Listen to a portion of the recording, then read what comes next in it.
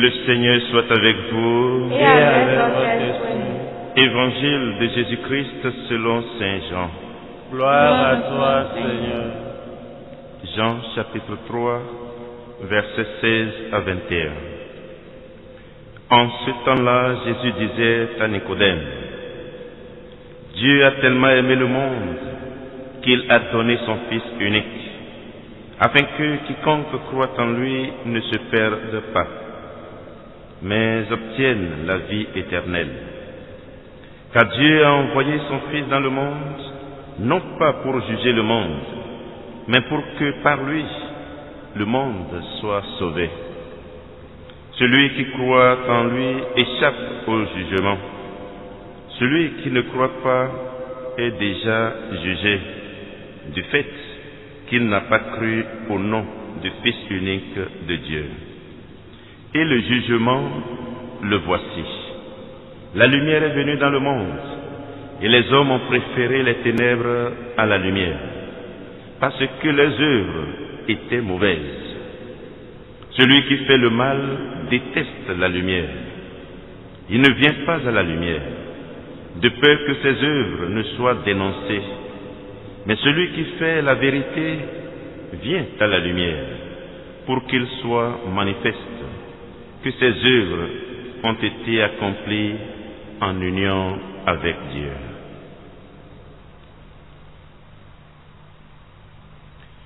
Acclamons la parole de Dieu. Louange à toi, Seigneur Jésus.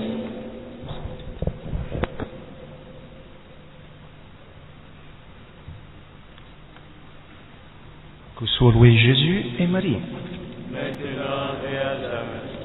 19 avril 1998, 19 avril 2003, c'est aujourd'hui la date exacte du 25e anniversaire d'inauguration de Radio Immaculée Conception. Je m'en souviens comme si c'était hier, et nous avons fait du chemin ensemble, même si 25 ans représente peu pour un organe de presse, pour une radio, pour un instrument médiatique. Mais si nous contemplons le parcours que nous avons fait jusque-là, nous sommes tout à fait dans la condition d'en rendre grâce à Dieu et à tous ceux et à toutes celles qui nous ont suivis, accompagnés, encouragés jusqu'à présent.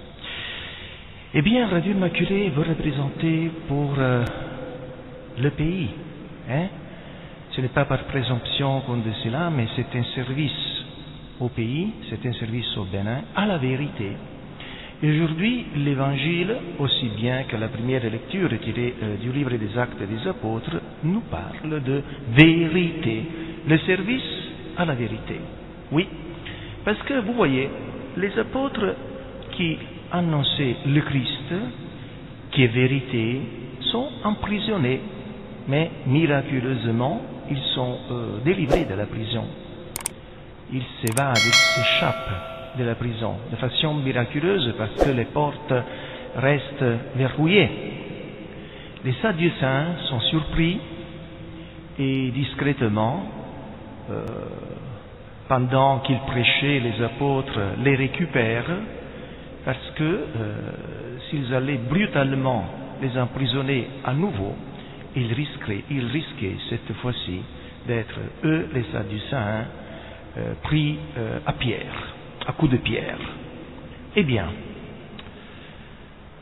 le lien dont je parlais, c'est la vérité et la liberté. Personne ne peut emprisonner la liberté et la vérité.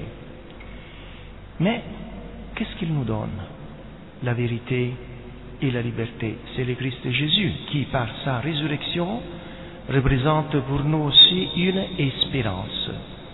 Or, les Sadducéens ne croyaient pas en la résurrection. Ils avaient une interprétation des Écritures saintes, même si nous parlons bien sûr encore de l'Ancien Testament, de la révélation de l'Ancien Testament, qui ne prenait pas en compte la résurrection des morts. Raison pour laquelle il manquait d'espérance.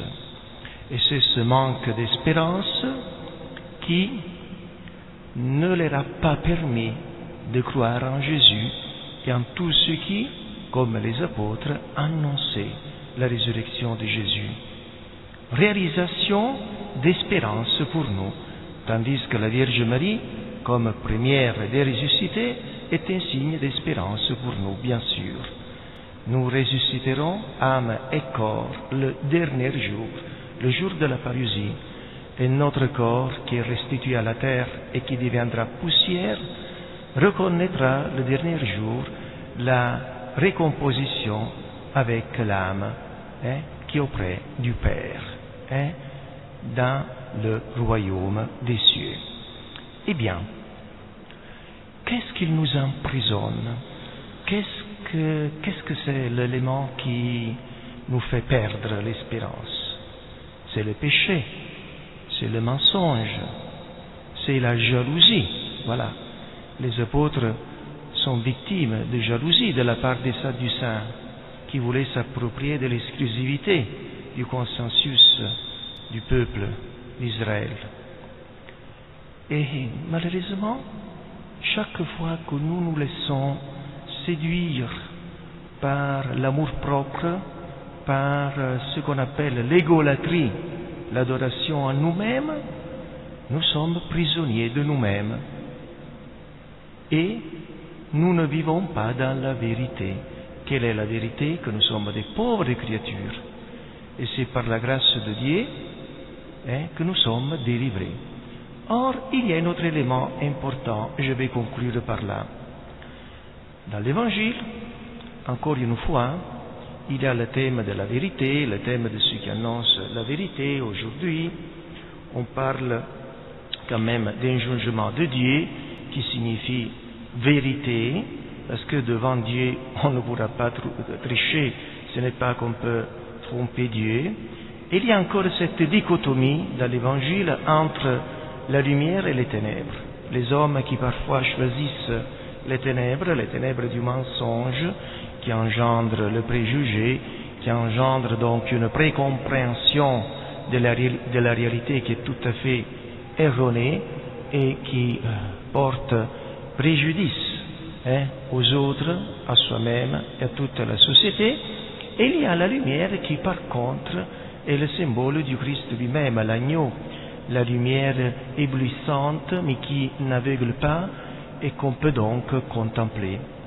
Et alors, dans l'Évangile, aujourd'hui, nous comprenons bien que nous devons nous faire serviteurs de la vérité et nous devons vraiment, comme certains insectes ou certaines fleurs, être attirés par la lumière. Et Jésus est comparé justement à un soleil. C'est lui le vrai soleil. C'est pas pour rien qu'il est né à Orient, d'où le soleil naît, d'où le soleil surgit. Et alors demandons vraiment au Seigneur aujourd'hui de nous aider à suivre la lumière. Parce que quand on suit la lumière, on ne peut pas trébucher, on ne peut pas mettre nos pas dans les trous ou dans les pierres d'achoppement. Et demandons au Seigneur, par l'intercession de la Vierge Marie, de nous rendre capables d'incarner l'Évangile, parce que c'est cette vérité de l'Évangile, c'est cette vérité qui est Jésus-Christ lui-même, qui nous délivre, qui nous libère de toute forme d'ignorance, de faiblesse, de péché, qui nous appauvrit et qui nous empêche parfois de comprendre finalement ce que nous sommes en vérité. Tout à l'heure, je disais des pauvres créatures, c'est vrai, mais nous sommes aussi fils et filles de Dieu. Donc nous sommes élevés à une grande dignité, et cette grande, immense dignité nous demande de vivre conforme à notre vocation, qui est un appel à la sainteté. Que soit loué Jésus et Marie.